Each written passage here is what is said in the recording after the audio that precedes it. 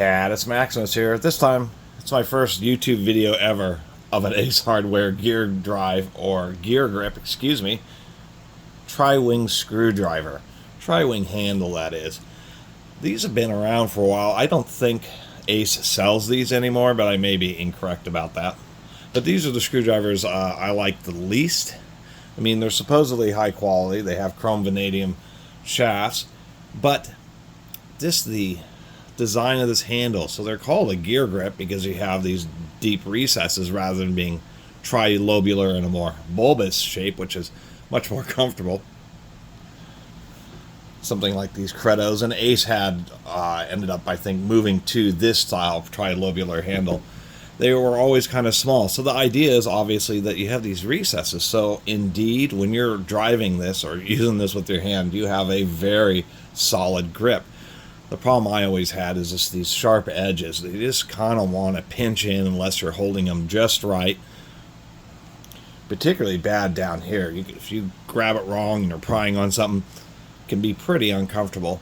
And the other issue is probably a few years ago, I had a little slot head one. I was using it for prying, and it just broke right out through the side because there's just such a thin cross-section of material. Surprisingly enough, you do need quite a thick cross-section of material when you're using even tough acetate, especially on prying or high-stress operations, because it still is a plastic. And so that was always the two issues with these, is even though generally speaking, the idea seems good, I guess, on paper, in reality, they're just a bit uncomfortable to drive, and the handles are just so thin that they're just not particularly strong.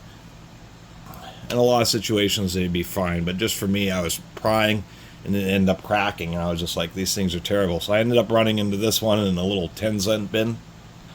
Realized I never actually made a dedicated video about Ace's gear grip. I mean, these things were patent pending, so they're trying to get a patent on it, but it's just an ill-fated screwdriver handle design.